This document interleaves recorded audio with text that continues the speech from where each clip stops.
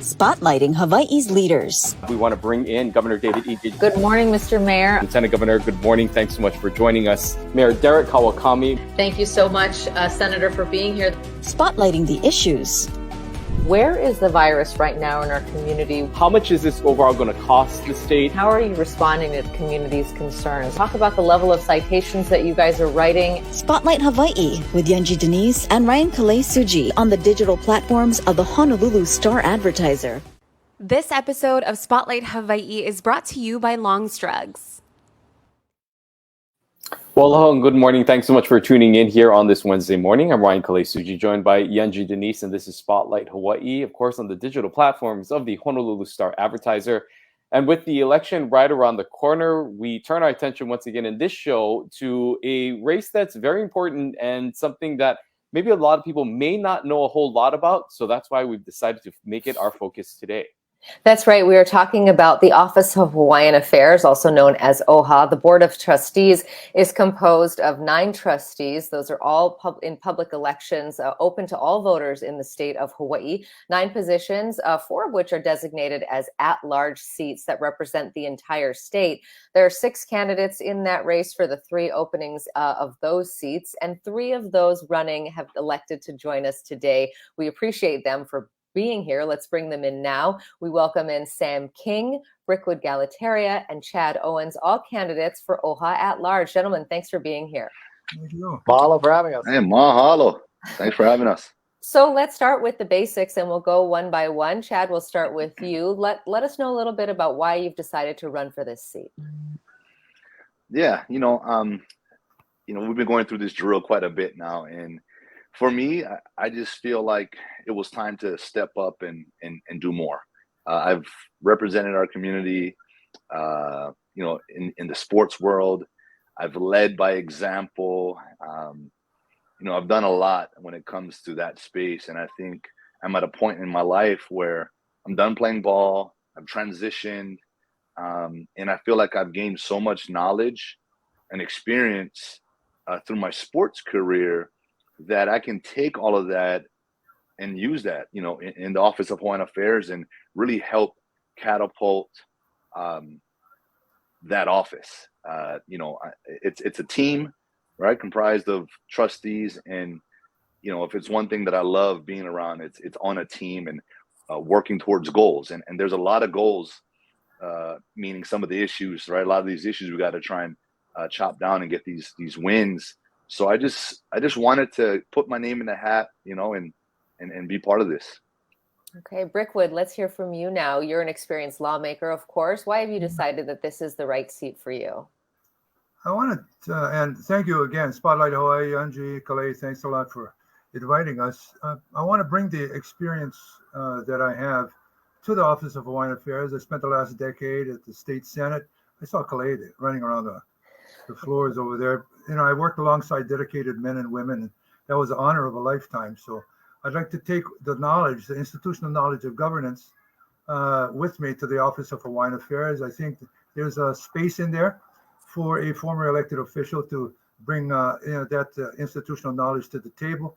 I've worked, and I currently do work with several nonprofits in the areas of the disenfranchised, the disabled, arts and culture, working with the Life Foundation and the Special Olympics Association of Retarded Citizens, the Hawaii Academy of Recording Arts. So I want to bring this to the table, and I certainly want to bring this to the trusteeship of the Office of Hawaiian Affairs. Thank you. Okay, and Sam, same question for you. Why have you decided to take this on?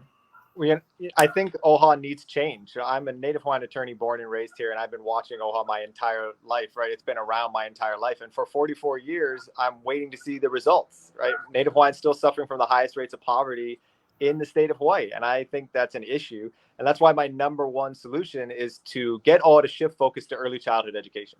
And I will guarantee that I will say early childhood education like 20 times on this broadcast. Everyone will know that's what I care about by the end of this. And that's really something I think OHA has focused some resources on, but not enough. And that's the long-term solution for the Office of Hawaiian Affairs. And it really concerns me that after 44 years, we're still not seeing those results and that focus. And that's the thing I want to bring to the table. So I got that experience and that background in the attorney, the legal field. It helps with the land use. It helps with the policies and all of that. But it's really about that drive, that change to shift focus on fighting that systematic poverty. Well, let's talk about some of those issues. Of course, you mentioned early childhood education is important to you. Brickwood, I want to start off with you with this.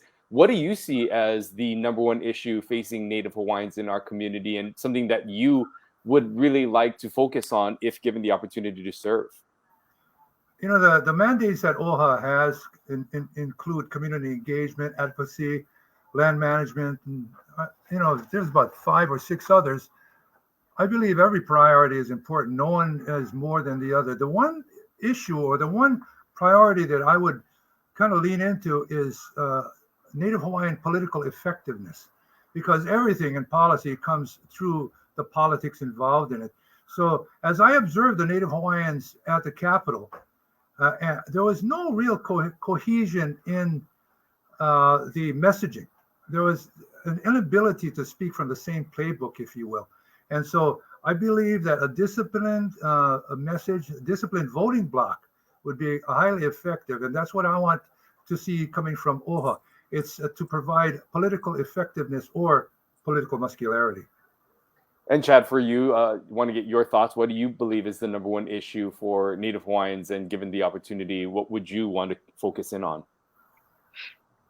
Yeah, like Brickwood said, I don't think you can place one over the other. There's a lot of issues, you know, housing, cost of living. But my focus, you know, and Native Hawaiians, Polynesians, but we're talking Native Hawaiians, and we lead the way when it comes to, you know, diabetes, health concerns, and, you know, not just the physical, but the mental health, especially knowing that we're dealing with all of these issues. And, you know, that's where I'd love to come in and pour into our Native Hawaiian community from that health and fitness standpoint, just getting back to living that healthy lifestyle, because without that, you know, nothing else really matters. I think everything needs to start with your health. And I want to really make that a priority for us, and, you know, utilizing OHA to sort of support these types of causes. And so I'm very passionate about health and wellness. Sam, we'll turn it back over to you. You mentioned early childhood education. Would that be the primary focus? Is there other things that you feel are some of the top priorities that you would want to focus on? No, I will talk about early childhood education all day long. I think that's the number one thing. And I think Brickwood and Chad are correct that all the issues are important. But one of the biggest challenges I've seen with OHA is that everybody wants OHA to be everything to everybody. And that's not how it works. They don't have enough money, right? $600 million, even $21.5 million that they're getting. OHA needs to focus. And that poverty alleviation is really the key issue. And when you focus on early childhood education, this is the other thing that's a key. It creates life stability, right? It creates stable families, kids that get this early childhood 0 to 5 intervention, especially with parent training. They stay married, their kids stay married. That's breaking generational poverty, right? They also have healthier life outcomes, right? They get those health achievements because they have higher incomes. They have more stable lives. They stay out of prison. So that's why when you're looking for one thing, right? You guys asked, what's the number one thing? Of course, there's many things. Housing. I have all these things on my website, votesamking.com. But really, if you're looking for the one thing that's the highest priority to focus on, it's early childhood education. Sam, I want to stick with you for a second. Let's start you off on the next question, and we'll hear from all of you. But I'm interested, you know, when I was looking at the voter returns on this, 45% of people in the state of Hawaii in the primary didn't vote in OHA in your particular race. What would you say to those voters? You know, there's a lot of folks, maybe they're not Native Hawaiian descent, who feel like they shouldn't necessarily vote in this election, or they don't know how to choose an OHA candidate. What do you say to that 45% that didn't vote in the primary about why they should engage in the general election? Yeah, that's a great question, Angie, because I've been walking door to door and I've been talking to people and I've had that question come up. People have said that. And the number one thing I say is, you know, if you don't know anything about a candidate, you don't have to vote for them. But if you do know them, vote for them, right? And obviously I'm here, so please vote for me. But it's also that it doesn't matter if you want to say, oh, this is only Native Hawaiians. The reality is that everybody can vote. So if you don't vote, you're just surrendering your vote to somebody else. And there's something else I'm very passionate about that I've said, right? What improves the condition of Native Hawaiians improves the conditions for all the people of Hawaii and vice versa. So everybody has a stake in OHA. the reality is legally we all get to vote. I mean, the Supreme Court's already said that you can't discriminate on votes, and that's why everybody gets to vote. And I think that's a good thrust for our community. I think our community is multicultural, multi-ethnic, and we look at it that way, and that's a positive thing. But in the end, it really comes down to cold hard politics. Like, if you don't vote, someone else is voting. So find out about the candidates and then vote for early childhood education and Sam King. And then, these three guys right here who showed up, right? Look at that. Well, April's echoing this. This is one of our viewers today, says, I am one of those voters. I don't vote in the OHA elections. Otherwise, it is just name recognition. Brickwood, what do you say to April and others who really don't engage as to why they should engage in this race? There's a saying that we used to say in the Senate, with the words of the previous speaker be entered into the record as if they were my own. So I agree with Sam. There's also a value proposition. Why should you care and why should you be involved with OHA? It's a part of the bureaucracy. As a government apparatus, it has greater impact and heft, within the bureaucracy as it operates and specifically is charged with the betterment of Hawaiians. Now, having said that, what's good for the Hawaiian is good for all of Hawaii. It doesn't matter if you got the koko. Main thing, you live and breathe Hawaii. And that's why you should care and be involved with the Office of Hawaiian Affairs election. Now, it took a lot for it to get there with the Rice v. Cayetano decision. But now that we're there, everyone should learn about the candidates being involved in this particular race and in all of the Office of Hawaiian Affairs races and get involved.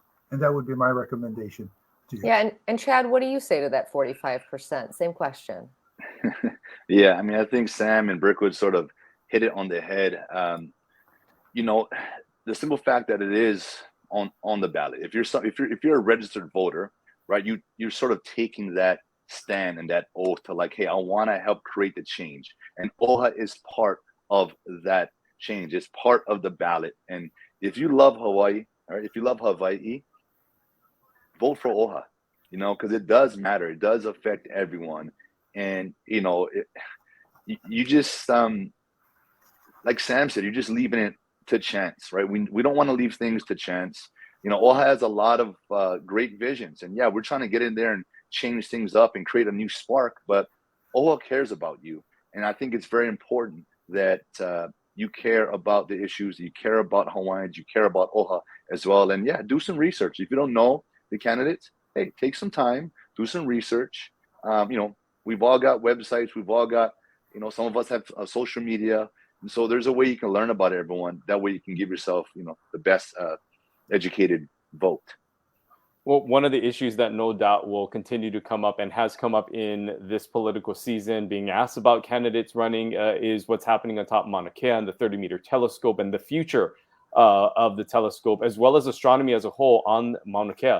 Chad, we're going to start off with you. What are your thoughts on the 30-meter telescope? Is this a project that you believe should continue to move forward? And how do you find that, that relationship with the Native Hawaiian community and their stance on this?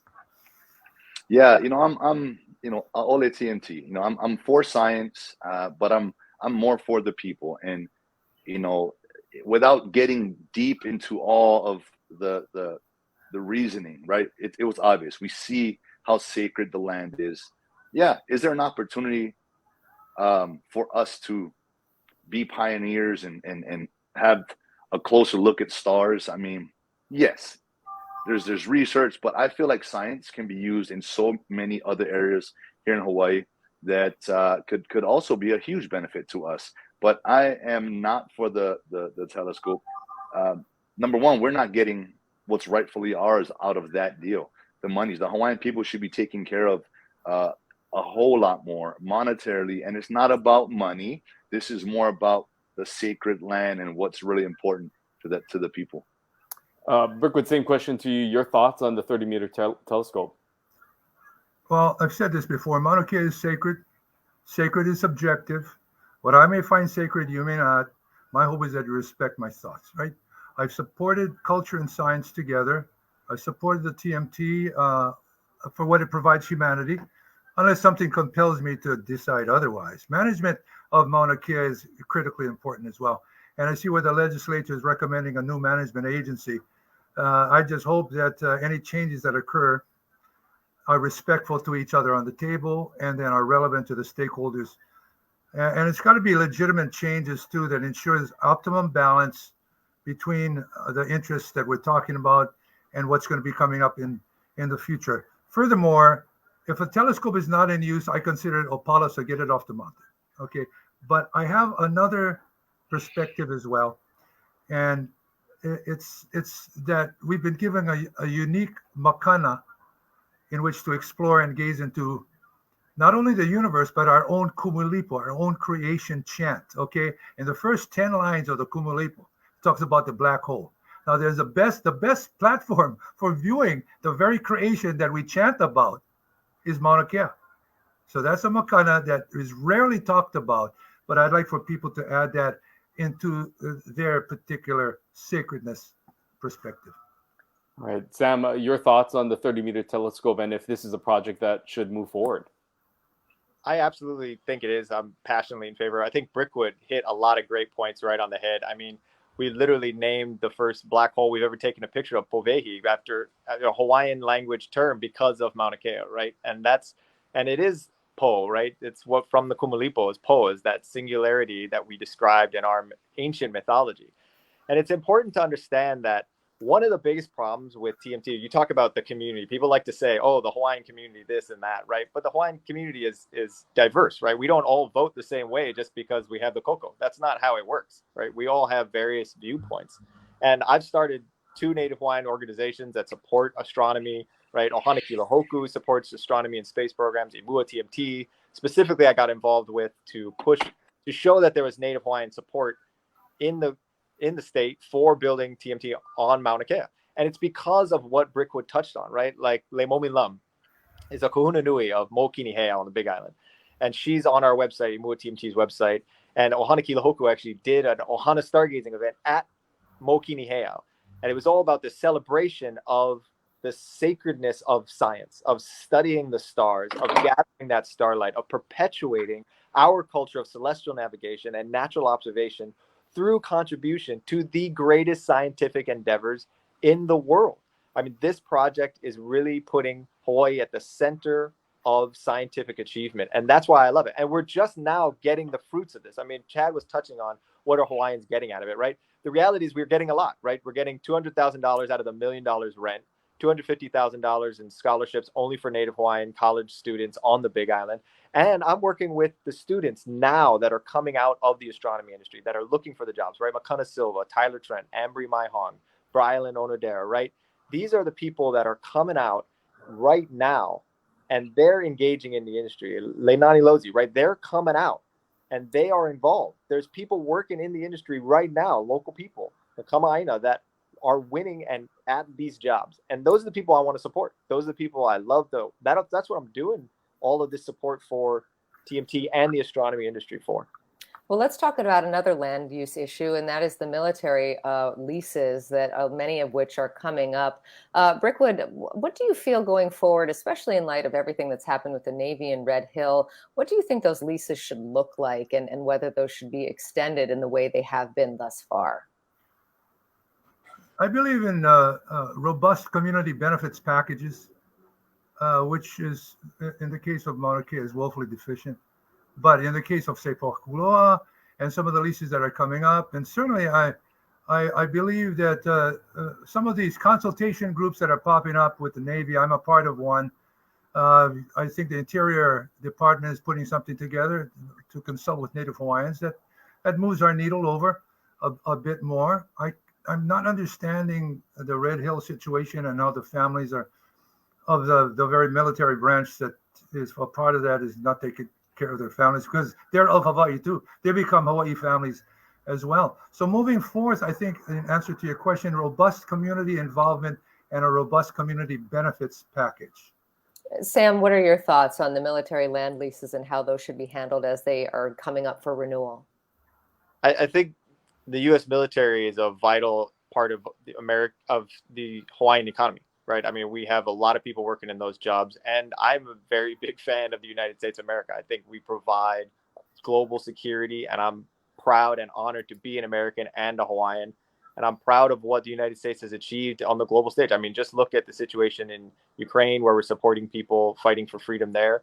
I think it's vitally important that we put in our effort, put in our responsibility, pay, what we can to support that global security effort, because it benefits us. I mean, China and Taiwan, I mean, that's coming up right now. I mean, there's always a fear that we start looking too much at ourselves, too much at the local land use issue, and not think about the global perspective, because we're part of the world, right? I mean, we are global citizens. We are an island that depends on the entire world, and we're navigators. We've gone out there and we've explored, and we're responsible citizens. So I think Brickwood's hit it on the head.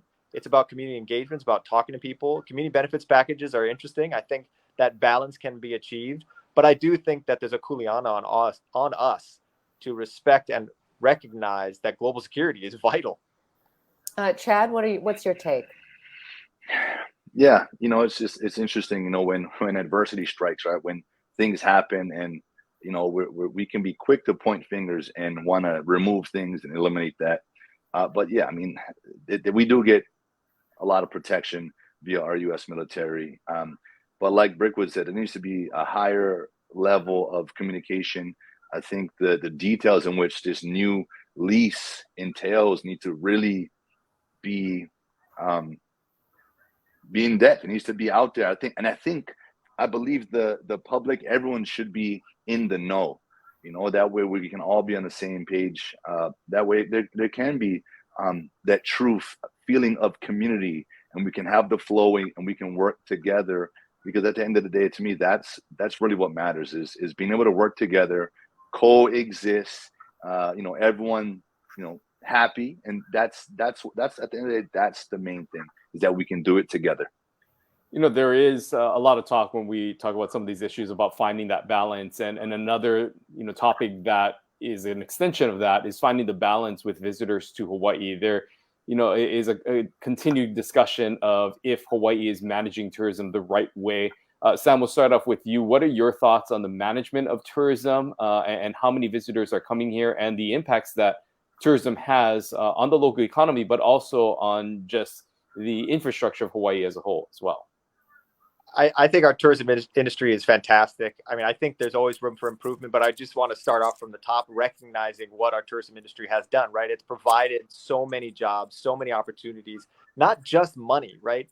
The tourism industry supports a lot of cultural practitioners, right? There's a lot of people that are playing music and dancing hula they're getting funding to perpetuate that art through that economic activity. That cannot be ignored. That's really, really valuable. And so I think also exporting happy memories, that's fantastic. I mean, everywhere I've traveled to over 40 countries, I've been blessed to be able to be traveling all over the world. And everywhere I've gone, everybody loves Hawaii because of the image we've put out to the world of a place where you're welcome, where the aloha spirit exists, where you can be loved. And people need that in the world. I think we add that to humanity. It's not just a little tiny thing, we're getting paid over here. It's really beneficial to the entire world to know that there's a place like Hawaii. And I think that is owed to us is a certain amount of balance, right? You can have your zoning laws, you can have restrictions on people, you can have, fees that for specific places like Hanauma Bay. I think those are reasonable angles, but I think it's vital to recognize the benefits that we do get from our tourism industry and all the people working in that industry. Okay, I'm going to move on. Brickwood, get your thoughts on the management of tourism here in our islands. With regard to the Office of Hawaiian Affairs, an area I've always thought OHA found itself deficient in was its participation in the Hawaii visitor industry, and clearly to drive Kanaka perspective in our number one economic driver. The industry is doing well. It's coming out of the pandemic, but I reflect back to when I served as chair of the combined committees on tourism and Hawaiian affairs, and we would take a look at the state tourism strategic plan, which at the time had 9 strands. They included cultural resources, they included access points, they included marketing, they included the many other ways that tourism touches Hawaii, and Hawaii should touch the tourists. And they were all vertical strands. I suggested to Mike McCartney at the time, who was the HTA chief, to turn the vertical strand of Hawaiian culture into a horizontal strand. That's so it went through all of the different strands, and Hawaiian culture touched every part of the industry. That's what I'm going to drive for when and if blessed with a chair on the board of the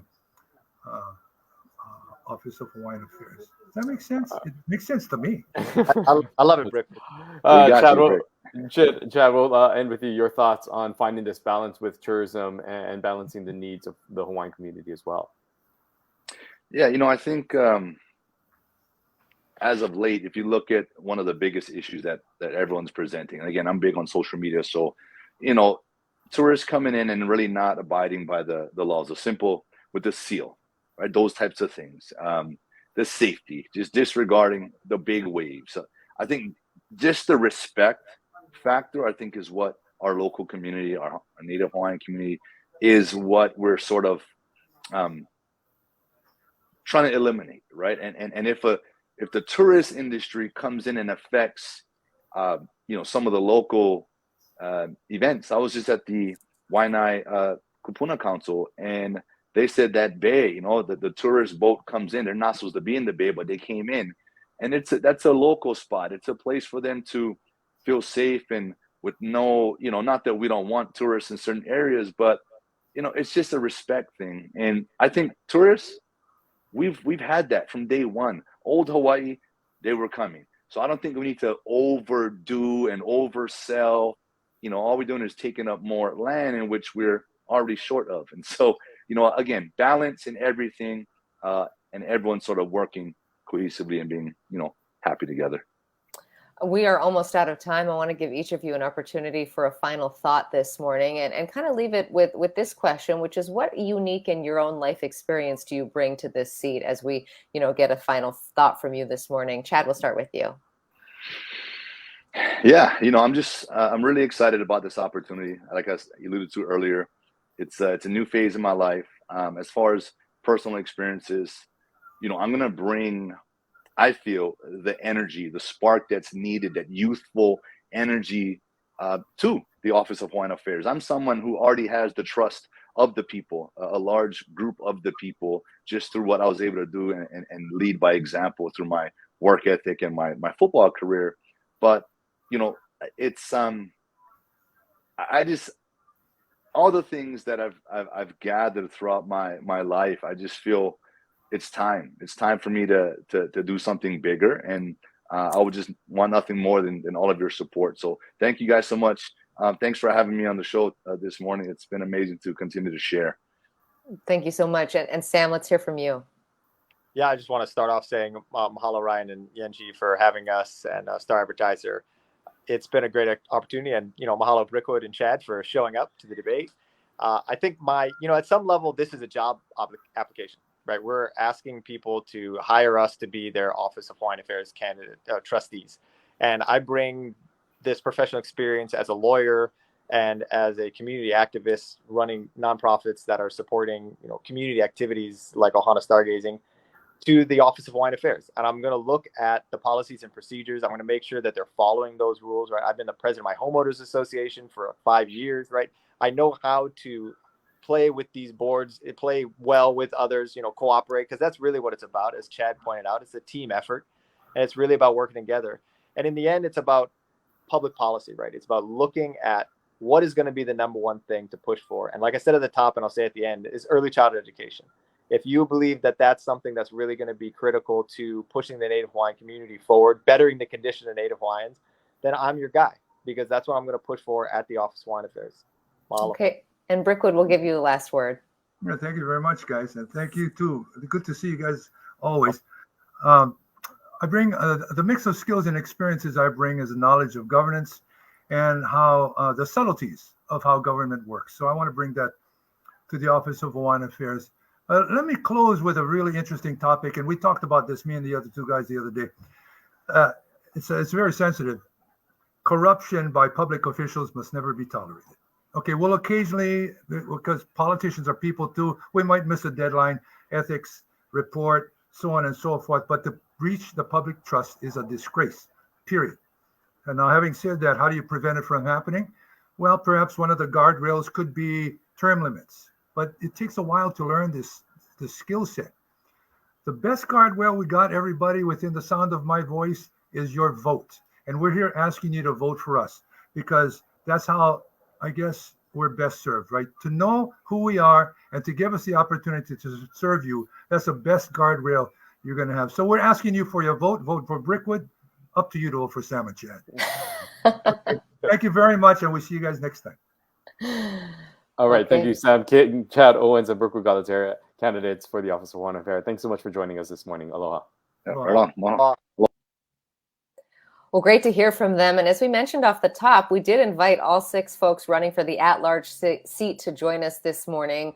3 of the 6 who you saw there did join us. And it was very interesting to hear, some of their similarities, but also some stark differences on the way they approach policy. Of course, TMT, we saw some questions from the viewers in the comments about what should happen on Mauna Kea. We know that this is an issue that, this office and many other people who are running for office are wrestling with right now.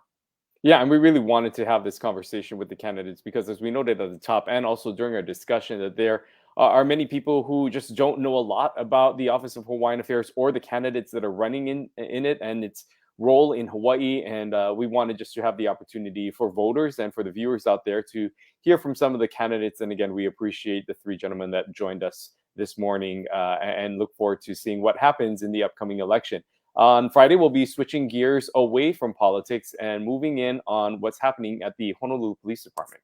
That's right. We have the head of SHOPO, Robert Cavaco, joining us. He joined us a few months ago, right when Chief Joe Logan had taken the helm over at HPD. We wanted to check in with him, see what he thinks of the chief's performance thus far. What do the rank and file feel about how the department is going? We know that they have over 300 vacancies at last count. How is the recruitment going from the officer's perspective? The last time he was on, he had a litany of things that he really wanted to have addressed on behalf of the members there at SHOPO. A big one, of course, is patrols, them feeling like they are really taxed and that they don't have the resources that they need. So how has that changed under new leadership? We'll be unpacking all of that on Friday with Robert Cavaco of SHOPO, and we hope you join us then. We'll see you then. Aloha. This episode of Spotlight Hawaii is brought to you by Long's Drugs.